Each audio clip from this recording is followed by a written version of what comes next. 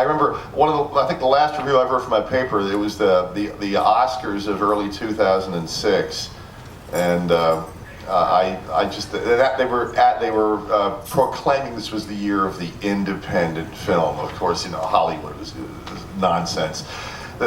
What they view independent films they have big stars in it, movies that just don't cost $100 million, only cost like $20 million. But in my review, I said, everybody knows that Philip Seymour Hoffman is going to win the Oscar for playing Capote, but 5 years from now, is anybody going to go to the video store and say, I got to get that Capote movie?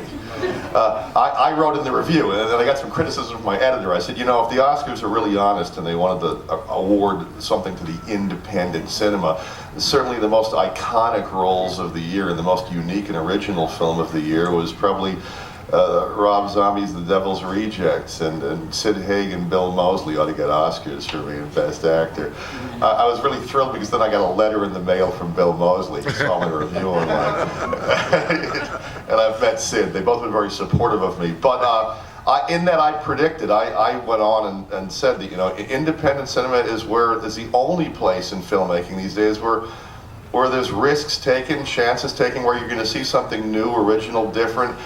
I also love music and rock and roll, and I do sing with a band, and I wished I'd learned to play an instrument so I could, because a part of me wishes I could have been a rock and roller, but I view what's happening with independent cinema as what happened to music about 35 years ago. I said that, I predicted a decade ago before I was acting that independent cinema is the new punk rock, meaning the indie cinema circuit, not just horror films, but just independent cinema. That's where like 30 years earlier in the music business, garage bands were taking chances, doing something different.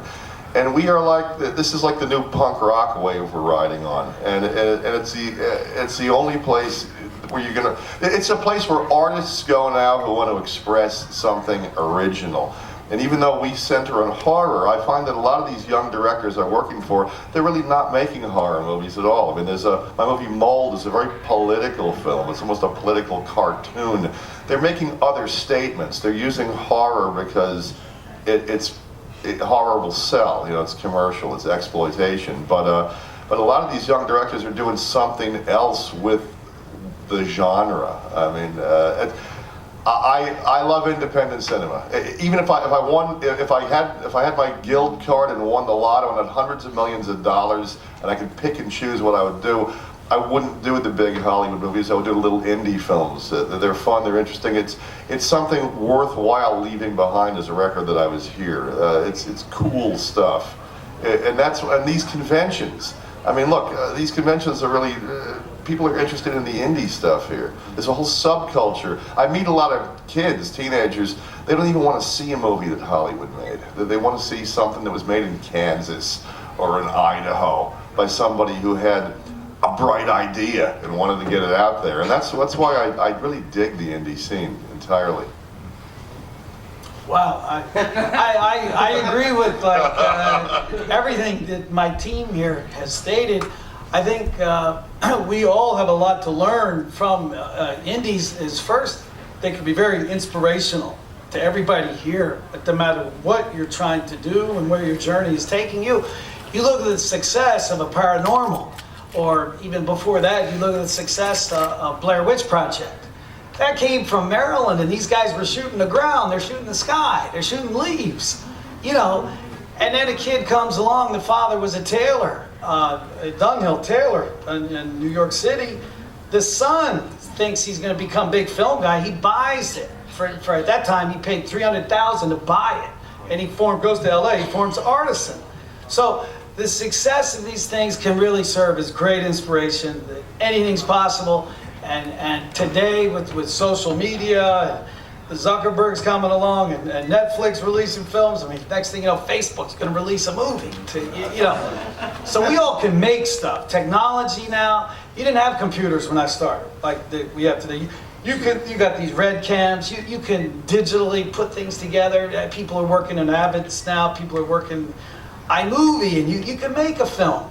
I mean, I love talking to the young fellow from India here. He's got a film that had very modest budget. I'm excited for him. He got it made. It's up. It's running. It's showing this afternoon. So anything's possible is what I take from it. I mean, inspiration, brother. First off, Facebook already did release a movie. Okay.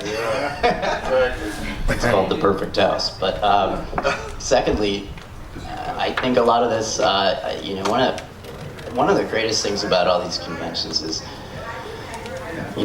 not just beating the fans, which I've said this ad infinitum, that horror people are the nicest people I've ever met in my life, because they visited the darkest places in their minds and they came out okay. And the rest of them are all just pedestrians. But I think one of the people that I met throughout all this that was really the best for me was Roger Corman. And that goes to everything these guys are saying. And Roger, it was the idea of collaboration, and that everybody is responsible for the final project. And that's the difference between independent film and big budget film, period. It's just so simple. It's like the actors, when I did the film Redemption, I told Adam this story a couple days ago. I stayed on after I did my role, and I worked the crew for 3 weeks. And I was getting paid peanuts.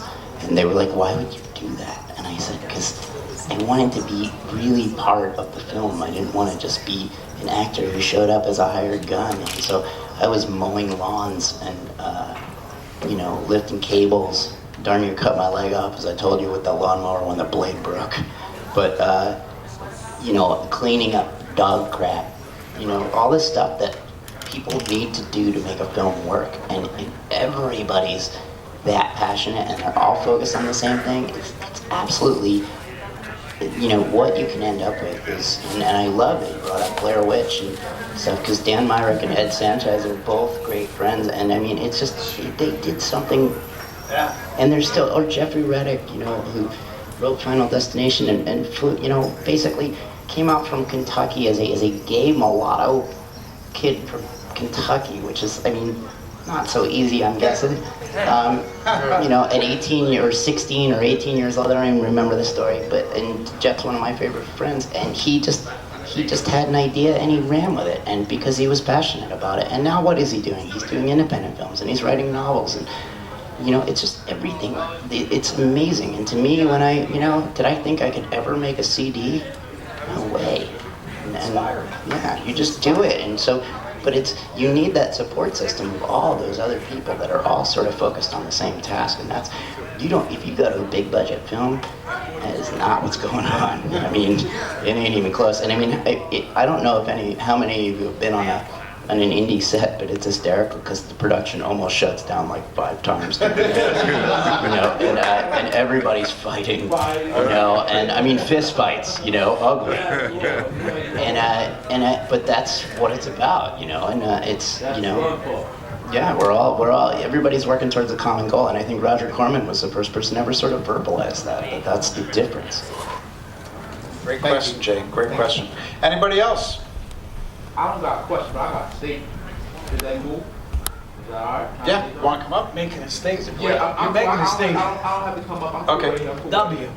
Yeah, the W, man. You W, man. We here. I'm an 80s baby. I grew up in the 80s era. I'm a musician and I'm an actor. And a lot of rappers my age and younger gain inspiration from other music. They listen to other people on the radio, other albums, and they gain inspiration that way and help them be creative. With me, reason why I do what I do, I gain inspiration from films. My music is really inspired by every last one of you films. I swear to God, I watched House of Corpses 100 times, Dawn of the Dead, everything, and I'm inspired by that. So my statement is, I just want to say thank you. Because you guys help create Zone G. We thank you. welcome. We thank you. That's flattering, man. Thank you. Good stuff. Guys, I want to invite you all to visit these gentlemen in the Encore room. They're in there with photos and stories, and their time to give you here at the Macabre Fair Film Festival. I want to thank all of you for spending a few minutes with us on stage today and talking a little bit deeper about your careers and your lives. Thank you very much. Thanks for having us, Adam. Thanks for coming out to the convention, guys. Guys, could we give a big hand to Adam Ginsberg and his wife, Elsie? Thank you, Adam. It's been an awesome weekend. We really appreciate it. You're very welcome, guys. Adam, you and Elsie proved that horror people are the nicest people in show business. Thank you, guys.